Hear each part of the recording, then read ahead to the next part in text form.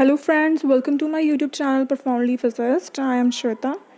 In this channel we prepare maths and science for various exams. तो अब तक हम जो है मास्टर कैडर के फिज़िक्स कर रहे थे. अब जो है मैथ्स भी करेंगे साथ में. I have decided that in alternate days like physics जो मैं एक दिन छोड़ के जो आपको डाल रही हूँ ना उनकी videos. In the alternate days जो है थोड़ा मैथ्स भी साथ में डिस्कस करते हुए चलेंगे. आई होप जैसे आपको मेरी फ़िज़िक्स समझ आई मैथ्स भी वैसे ही समझ आए. जो मैथ्स का मैंने आज टॉपिक पिक किया है वो है सीक्वेंस एंड सीरीज़ का arithmetic progression. Physics and maths की understanding is bit different. Physics में जो है हमें कॉन्सेप्ट बहुत अच्छे से क्लियर होना चाहिए. Only then we are able to जो है ठीक है सॉल्व द क्वेश्चंस जो भी पूछे गए हैं. बट इन मैथ्स जो है हम क्या करेंगे, we won't waste time on theory and all. इसमें सिर्फ जो है फोकस हमारा क्वेश्चंस पे होगा दैट जो पर्टिकुलर टॉपिक में है उसमें से कौन से टाइप ऑफ क्वेश्चंस जो है बनते हैं और वी कैन से पूछे जाते हैं इन द एग्ज़ाम्स. ठीक है, तो आज जो मैंने टॉपिक पिक किया है सीक्वेंस एंड सीरीज़ का, let's begin with that. Our focus will be on the type of questions formed और आस्क्ड. ठीक है, तो इस सब में जो है just I will discuss that which type of questions जो हैं पूछे जाएंगे. फर्स्ट टाइप है क्वेश्चन की. Type 1 is given sequence is AP और नॉट. ठीक है, आपको एक सीक्वेंस प्रोवाइड कर दी जाएगी इन द क्वेश्चन एंड ये पूछा जाएगा कि क्या वो सीक्वेंस AP है या नहीं है. ठीक है, तो ऑन विच फैक्टर्स आप उसको डिसाइड करेंगे. ठीक है, अगर ऐसा क्वेश्चन आता है कि ये गिवन सीक्वेंस AP है या नहीं तो उसके लिए आपने क्या करना है. फर्स्ट स्टेप जो है आपने nth मतलब जो उसकी nth टर्म है उसको कैलकुलेट करना है. सेकेंड स्टेप में आपने क्या करना है, n+1th टर्म को कैलकुलेट कर लेना है. आफ्टर दैट आपने उन दोनों को सब्ट्रैक्ट कर देना, मतलब जो n+1th टर्म है उसमें से nth टर्म को सब्ट्रैक्ट कर देना है. ठीक है, अगर जो रिज़ल्ट है आपके पास जो आंसर उसके बाद आया है if it is independent of n, उसमें n प्रेजेंट नहीं है, कोई कांस्टेंट टर्म आई है, it means it is an AP. ठीक है, तो इस तरीके से जो है आपने उन क्वेश्चंस को सॉल्व करने हैं. तो एक एग्जांपल करके देख लेते हैं. जैसे जो है आपको nth टर्म दे दी है AP की which is equal to 2n² + 1 और आपको पूछा गया है कि जो इससे सीक्वेंस फॉर्म होगी क्या वो AP होगी या नहीं. ठीक है, तो फॉर दैट आपने क्या करना है, nth टर्म जो nth टर्म है इज़ विद यू, आपने क्या कैलकुलेट करना है. सेकंड स्टेप क्या था, n+1th टर्म निकालनी है.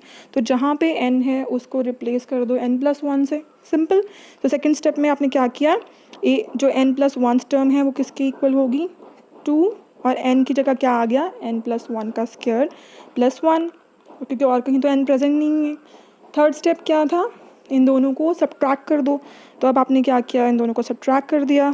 तो ऑन सब्ट्रैक्ट करने के बाद n+1 का स्क्वायर इन्वॉल्व है तो जो है आप एक्सपैंड करने के बाद जो है 2 कैंसिल हो रही है, 2n² से 2n² कैंसिल हो गया, 1 से 1. Ultimately you get 4n+1 sorry 4n+2. ठीक है, जो 4n+2 है इसमें n की डिपेंडेंसी है because nth term is there, तो it means it is not independent of n, इसलिए ये AP नहीं है. ठीक है, ईजी. अगर आपको सीक्वेंस दे दी जाए जो, ठीक है, और पूछा जाए कि ये AP है कि नहीं तो आप उसको कैलकुलेट कर सकते हो.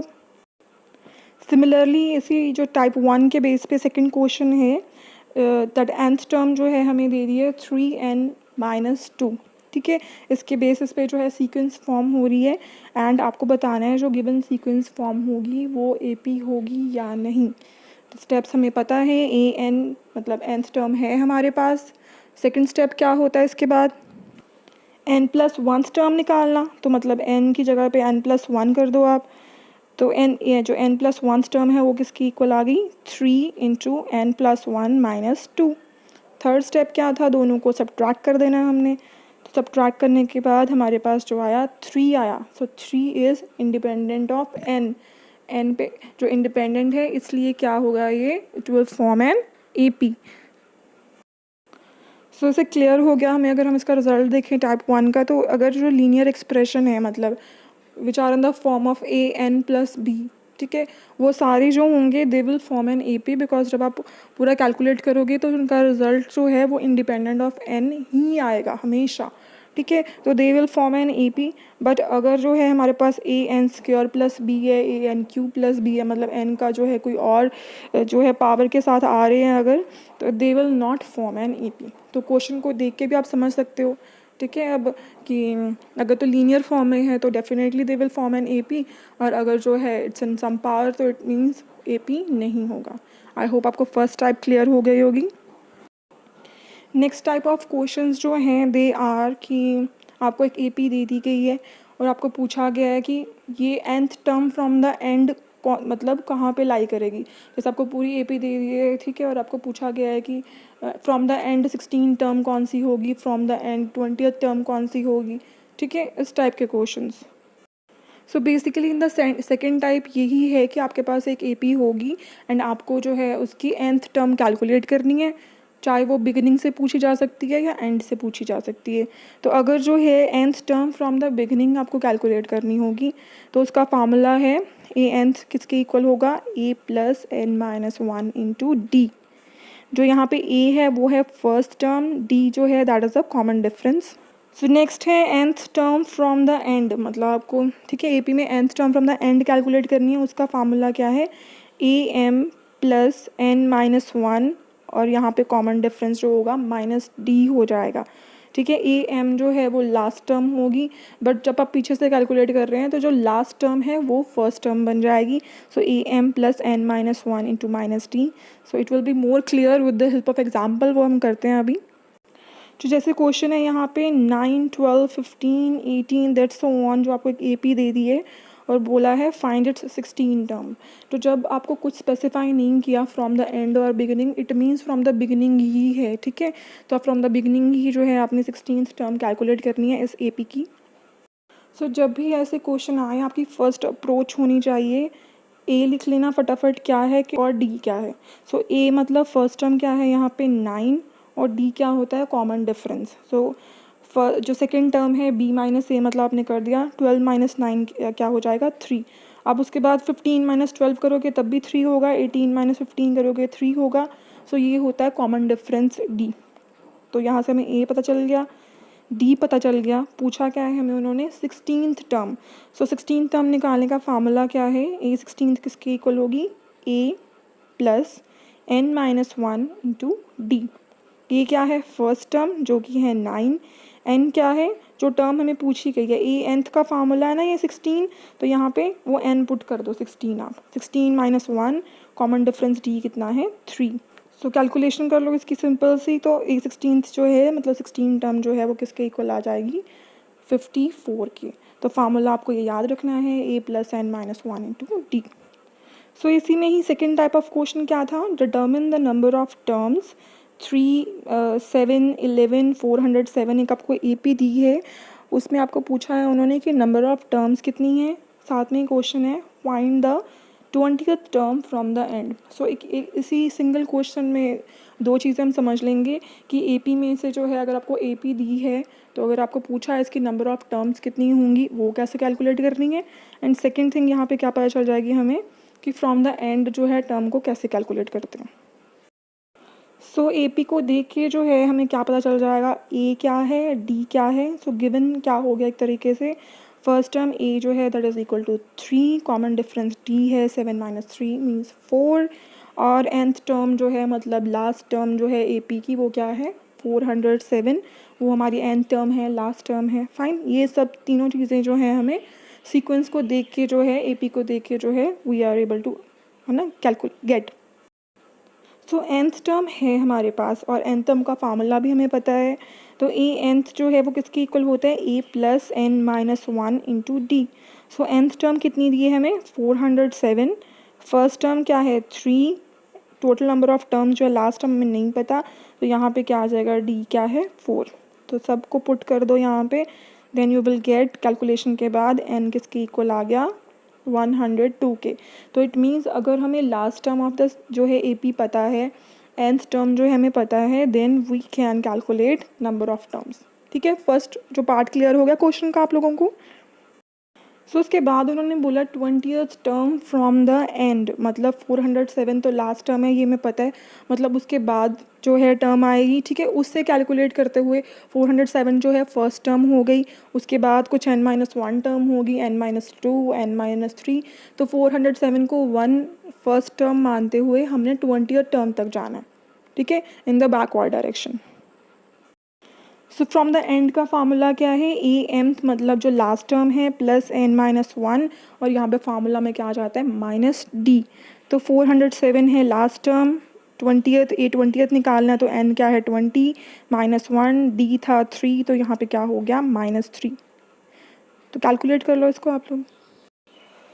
सो कैलकुलेशन के बाद जो है 20th टर्म जो है फ्रॉम द एंड कितनी आ जाएगी 331। तो आई होप जो है आपको समझ आ गया होगा ये क्वेश्चन भी। सो टाइप 2 जो है क्वेश्चन की, उसमें हमने 3 चीज़ें सीखी। फर्स्ट इज़ कि नंबर ऑफ़ टर्म्स कैसे कैलकुलेट करते हैं एपी की। सेकंड टाइप क्या थी, सेकंड टाइप ऑफ क्वेश्चन कौन सा था, to find the number of term from the beginning से आपको बोला जाए ये टर्म निकाल लो, और थर्ड क्या था, एंड से बोला जाए ये टर्म पर्टिकुलर टर्म कैलकुलेट कर लो। आई होप आपको चारों टाइप के क्वेश्चन जो अभी तक मैंने करवाए समझ आ गए होंगे। So now moving to the third type. So जो थर्ड टाइप है उसमें है to find the identical terms in 2 APs.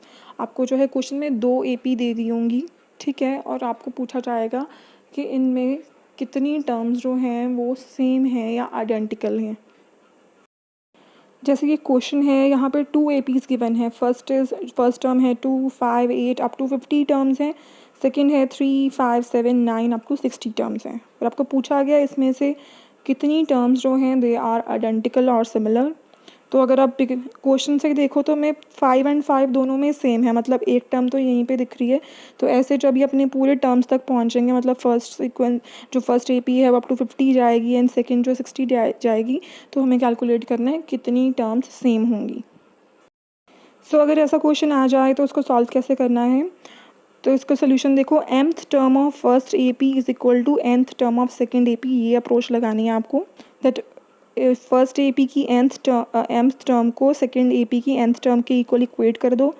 So formula क्या होता है, a plus n-1 into d. तो mth निकालनी है टर्म, तो क्या हो जाएगा 2 plus m-1 into 3 is equal to 3 plus n-1 into 2। तो नेक्स्ट स्टेप क्या बन गया, 3m-1 is equal to 2n plus 1। This implies that 3m is equal to 2n plus 2, 3m is equal to 2n plus 1 हो गया। और यहाँ पे जो है बेसिकली mth टर्म को nth टर्म के इक्वल करने के बाद जो मेन स्टेप है वो है m एंड n को सेपरेट करके आपको k के इक्वल इक्वेट करना है। So this is a next step जो है m/2 is equal to n plus 1/3 is equal to k। तो यहाँ से हमें m एंड n की वैल्यू मिल जाएगी। सो m किसके इक्वल आ गया 2k के, n आ गया 3k माइनस 1। तो जब आप m से k की वैल्यू निकालोगे, बेसिकली जो m है वो 2k के इक्वल है, लेकिन जो m में टर्म्स हैं, मतलब जो फर्स्ट सीरीज़ है, जो फर्स्ट AP है सॉरी, तो उसमें टर्म है वो कितनी है 50। सो 2k क्या हो जाएगा लेस देन इक्वल टू 50, मतलब टर्म या तो 50 के इक्वल है या लेस 50 से कम है। सिमिलरली n में भी यही है, 3k minus 1 less than equal to 60, because second AP में टर्म्स कितनी है 60।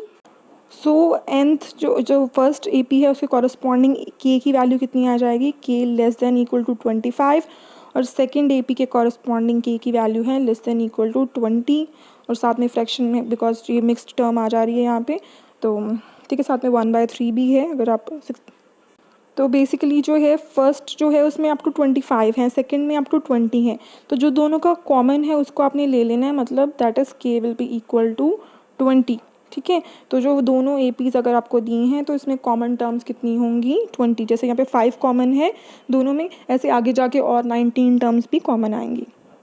सो थर्ड टाइप जो देखी हमने वो कौन सी थी, to find the identical terms in 2 APs. तो फर्स्ट स्टेप हमने क्या किया था, इसमें mth term of first AP को nth term of second AP के इक्वल इक्वेट कर दिया था, फिर m एन n को इक्वल टू k कर दिया था हमने, ठीक है, फिर दोनों के कॉरस्पॉन्डिंग k निकाल लिया था, और जो कॉमन k है उसको हमने पिक कर लिया था as an answer. I hope आपको थर्ड जो टाइप है क्वेश्चन की वो क्लियर हो गई होगी। So fourth type of question जो आते हैं they are selection of terms. Selection of term जैसे नाम से पता चल रहा है कि क्वेश्चन में आपको टर्म्स नहीं दी होंगी, आपको खुद सेलेक्ट करनी पड़ेंगी। ठीक है, तो जैसे आपको दिया हो there are 3 terms in AP, तो आपने वो 3 टर्म्स कौन से सिलेक्ट करनी है, A minus d, A plus d. अगर आपको दिया है there are 4 terms in AP, वो दी नहीं है, तो आपने कौन से सिलेक्ट करनी है, ये वाली A minus 3D, A minus d, A plus D, A plus 3D। Similarly अगर आपको 5 टर्म्स क्वेश्चन में बोली गई हैं तो आपने कौन से सिलेक्ट करनी है, दीज वन। ठीक है, सो ये वो क्वेश्चंस होंगे जिनमें हमें टर्म्स दी नहीं होंगी, हमें खुद सेलेक्ट करनी पड़ेंगी। सो क्वेश्चन देखो कैसा बनेगा इसका, the sum of 3 term numbers in AP is -3। ठीक है, तो हमें नहीं दी है कि कौन सी टर्म्स हैं, बस ऐसे बोल दिया that sum of 3 numbers in AP is -3 and the product is 8, find the numbers. तो हमें तो नंबर्स जो हैं दिए ही नहीं हैं कौन से हैं, तो बट यहाँ पे बोला 3 नंबर्स आर इन AP, तो हम वो 3 नंबर्स खुद सेलेक्ट करेंगे, कौन से होंगे वो, A plus T, A minus d. So A minus T और A प्लस टी हमने तीनों टर्म सेलेक्ट कर ली हैं। क्वेश्चन में दिया है इन तीनों का सम क्या है, -3 के इक्वल, तो तीनों को ऐड अप कर दो तो आपको A मिल जाएगा which will be equal to -1। और हमें क्या दिया है कि तीनों का प्रोडक्ट जो है वो जो है 8 के इक्वल है, तो तीनों को मल्टीप्लाई कर दो एंड प्रोडक्ट यूज़ करके जो है आपको D मिल जाएगा विच इज़ इक्वल टू +-9। और जो है आप तीनों जो है अब तीनों नंबर्स को आप कैलकुलेट कर सकते हो। सो A हमारे पास आ गया -1, D आ गया +-3, तो अब हम जो है तीनों नंबर्स को कैलकुलेट कर सकते हैं। सो यहाँ पे 2 केसेस आएंगे बिकॉज D जो था वो स्क्वायर में था। सो जब A -1 है, D +3 है, तब टर्म्स क्या बन जाएंगी, वो तीनों टर्म्स देख लो क्या थी, A minus T, A plus T. इसमें A और D की जो है आप वैल्यूज़ पुट कर दो तो कॉरस्पॉन्डिंग आपके पास टर्म्स आ जाएंगी, -4, -1, 2। और जब A -1 है, D -3 है, तब टर्म्स क्या आ जाएंगी, 2, -1, 4। तो आई होप जो मैंने आपको चारों टाइप के क्वेश्चन जो समझाए थे आपको समझ आ गए।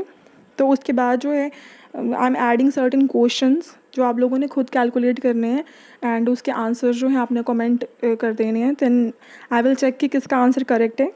सो इससे ये भी पता चल जाएगा आपकी कितनी अंडरस्टैंडिंग हुई है एंड साथ में जो है आपकी प्रैक्टिस भी हो जाएगी। ठीक है, तो 4 क्वेश्चंस हैं इन द एंड, तो आपको चारों क्वेश्चंस को कैलकुलेट कीजिए एंड आंसर जो हैं कमेंट कर दीजिए and in the next video I will tell कि किसके आंसर जो हैं वो करेक्ट थे। फाइन, तो आप सब जो है अच्छे से आंसर्स को कैलकुलेट कीजिए। सो ये है वो क्वेश्चन, ये फर्स्ट क्वेश्चन है। सेकंड क्वेश्चन है, क्या आप वीडियो को पॉज करके जो है इसको कैलकुलेट कर लीजिए and so this is the third and fourth question. ठीक है, so thank you everyone for watching my video and अगर जो है आपको आज का कंटेंट जो अच्छा लगा, जो मैंने न्यू इनिशिएटिव लिया दैट मैथ्स पे बिगिन कर लेते हैं, जो आपको अगर पसंद आया, समझ आया, कुछ यूज़फुल था आपके लिए, तो लाइक कीजिए वीडियो को। ठीक है, सब्सक्राइब कीजिए अगर अब तक आपने चैनल सब्सक्राइब नहीं किया है एंड शेयर कीजिए अपने फ्रेंड्स के साथ। So thank you everyone.